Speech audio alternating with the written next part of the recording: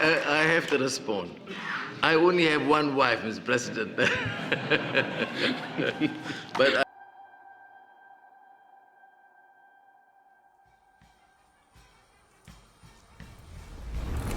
Perdana Menteri Malaysia Anwar Ibrahim kehabisan kata-kata saat dikerjain oleh Presiden Rusia Vladimir Putin. Anwar sampai harus mengklarifikasi dan menyatakan bahwa saya harus menjawab, saya hanya punya satu istri. Tuan Presiden, candaan kedua pemimpin ini terjadi saat jumpa pers di Istana Kremlin pada kunjungan Perdana Menteri Malaysia ke Rusia pada Rabu tanggal 14 Mei tahun 2025. Anwar menyatakan dirinya gagal menghadapi ujian Putin karena Putin menguji dirinya dengan sedikit tipuan. Putin menanyakan kepada Anwar jika di depan ada 3 kursi, Anda lihat yang mana yang di sebelah kanan? Lalu, Anwar mengatakan tentu saja istri di sebelah kiri dan istri kedua ada di sebelah kanan. Ternyata yang seharusnya di sebelah kiri adalah sang ibu, karena tahta kedua adalah untuk sang ibu, kata Vladimir Putin yang disambut gelak tawa para menteri Putin. Berikut pernyataan lengkap kedua pemimpin. Спасибо большое, уважаемый господин премьер-министр. Хочу вас поблагодарить за этот визит.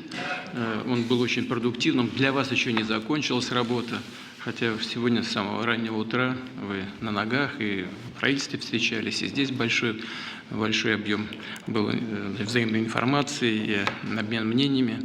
У нас действительно сложились очень добрые, доверительные, дружеские отношения.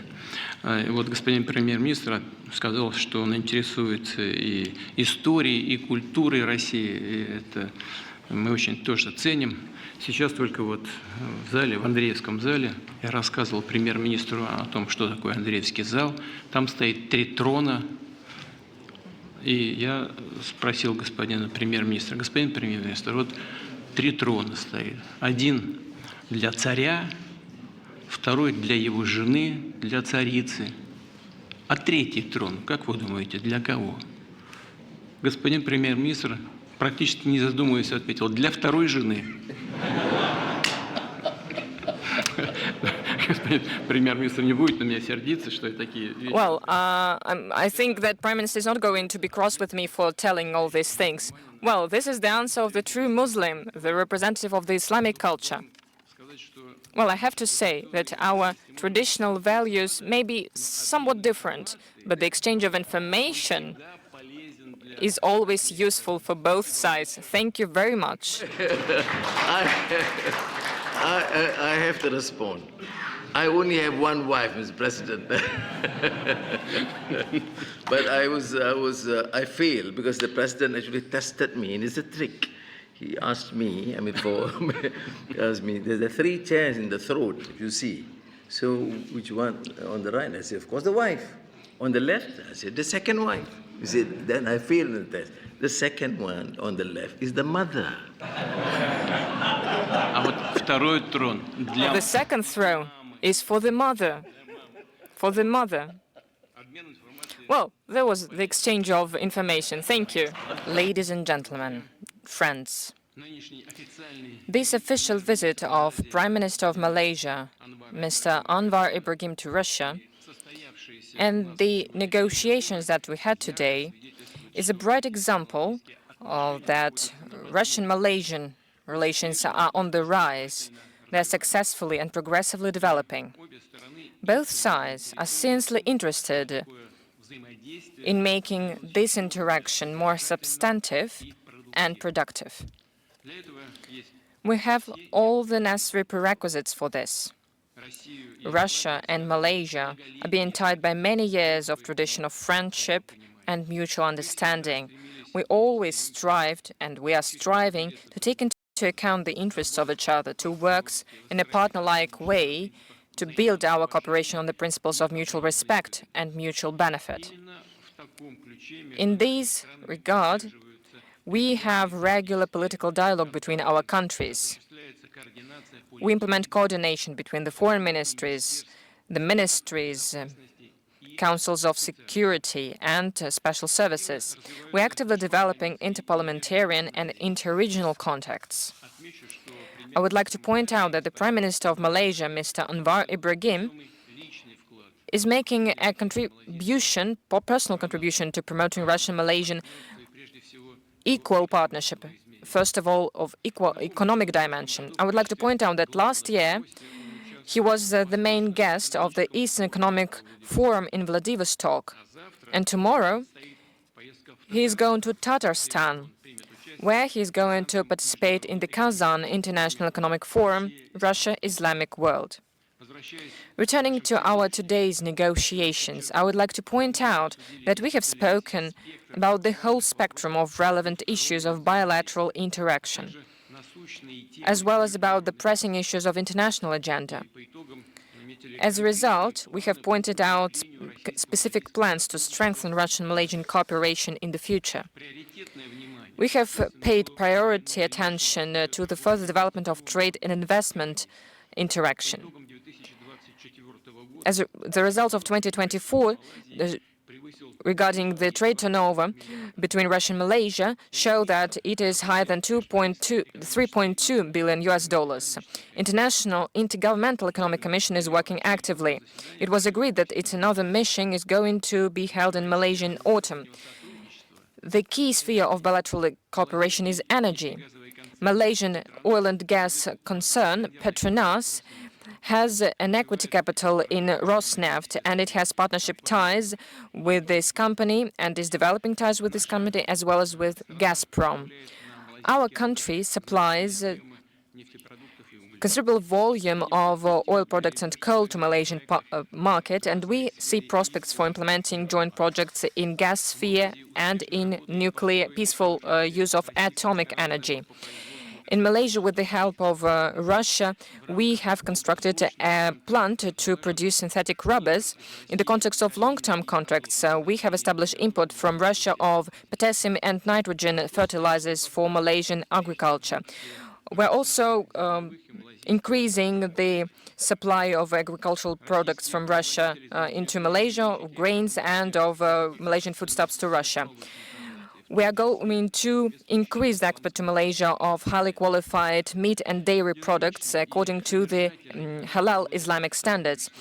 The dynamic and substantive nature is a characteristic for cultural and humanitarian sphere. We regularly have cinema festivals, photo exhibitions, musical concerts, and Russia helps Malaysia in preparing qualified personnel. Around 700 Malaysian citizens are now studying in Russia. At the same time, through the quotas of the government of the Russian Federation. Between the universities of two countries, we have more than 80 agreements on scientific, educational, and academic exchange. The diplomas of Russian universities are being recognized by Malaysian employers without any additional accreditation.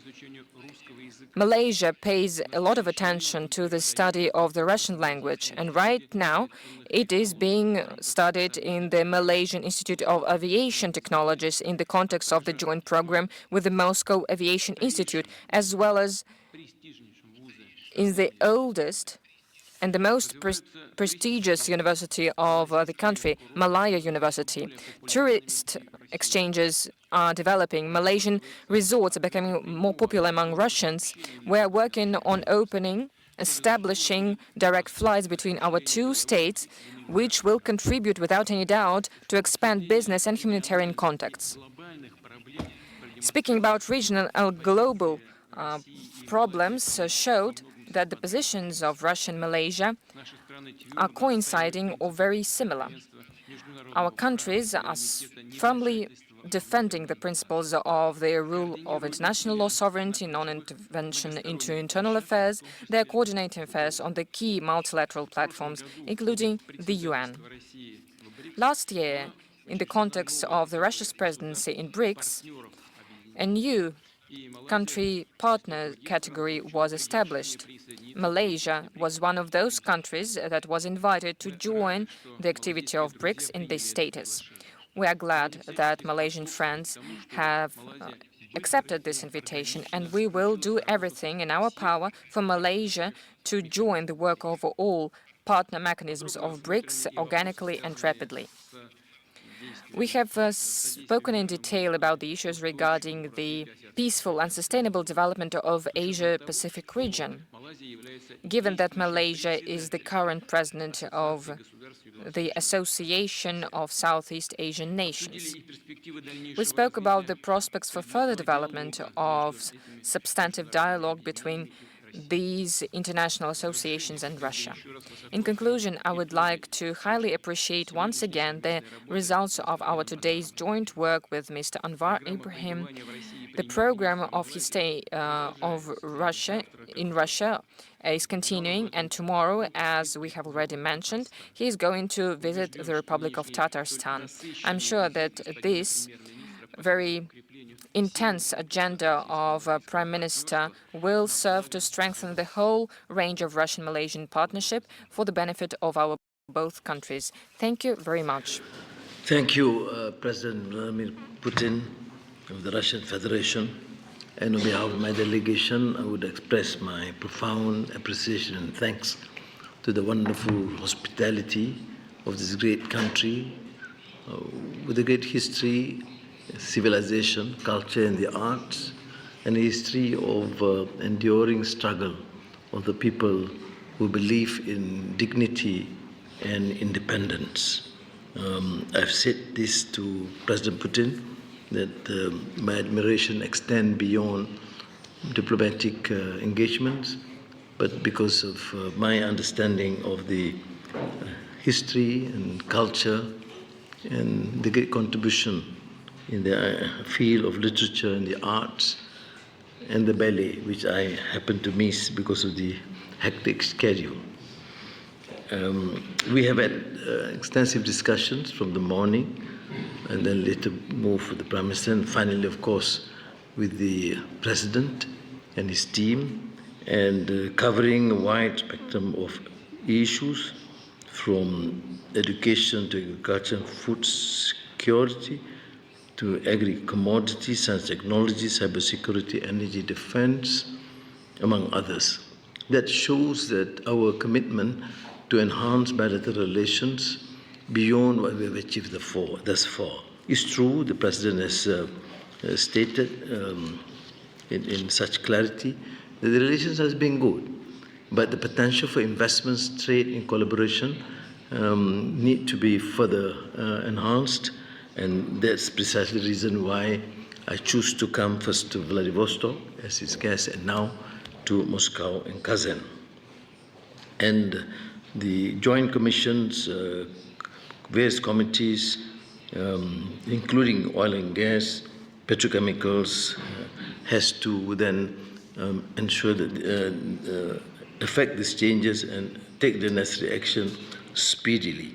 Of course, we would appreciate this increasing support in terms of training, aerospace, STI, and TVET, digital, AI, which the President and the team has been extremely kind to regard us as a trusted friend and a country that they can place a lot of support. And I think at this stage of development, however vigorous in semiconductor AI fields, we would certainly want to collaborate with the Russian Federation to enhance this.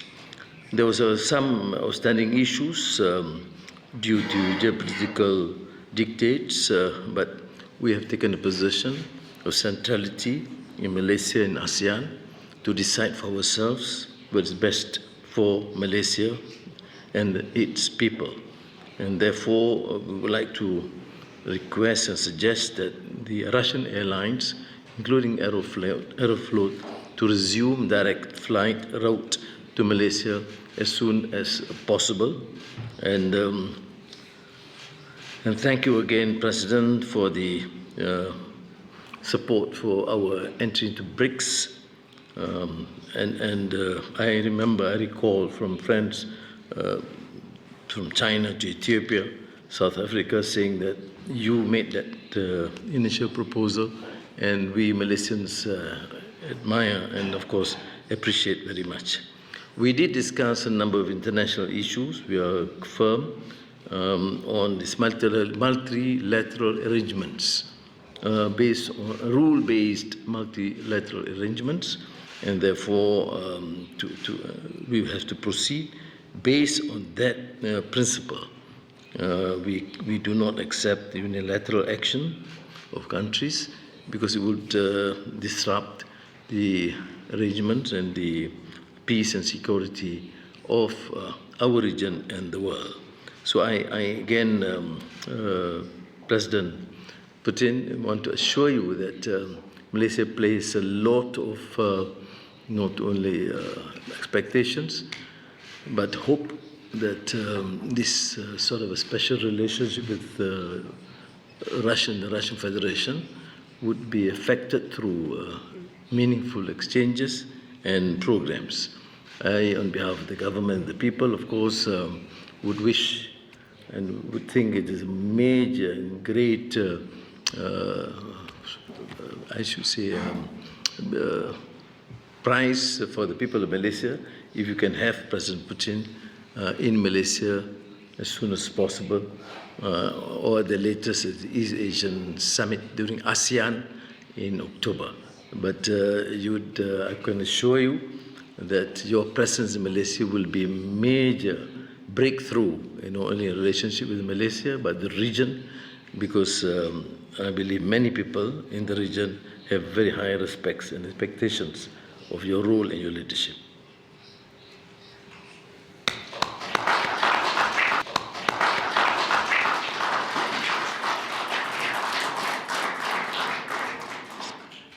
Спасибо большое, уважаемый господин премьер-министр. Хочу вас поблагодарить за этот визит. Он был очень продуктивным. Для вас еще не закончилась работа, хотя сегодня с самого раннего утра вы на ногах и в правительстве встречались, и здесь большой объем был взаимной информации и обмен мнениями. У нас действительно сложились очень добрые, доверительные, дружеские отношения. И вот господин премьер-министр сказал, что он интересуется и историей, и культурой России. И это мы очень тоже ценим. Сейчас только вот в зале, в Андреевском зале, я рассказывал премьер-министру о том, что такое Андреевский зал. Там стоит 3 трона. И я спросил господина премьер-министра: господин премьер-министр, вот 3 трона стоит. Один для царя, второй для его жены, для царицы. А 3-й трон, как вы думаете, для кого? Господин премьер-министр, практически не задумываясь, ответил: для 2-й жены. Господин премьер-министр не будет на меня сердиться, что я такие вещи. Well, I think that Prime Minister is not going to be cross with me for telling all these things. Well, this is the answer of the true Muslim, the representative of the Islamic culture. Well, I have to say that our traditional values may be somewhat different, but the exchange of information is always useful for both sides. Thank you very much. I have to respond. I only have one wife, Mr. President. But I failed because the President actually tested me, and it's a trick. He asked me, asked me, there's the 3 chairs in the throat, if you see. So which one on the right? I said, of course, the wife.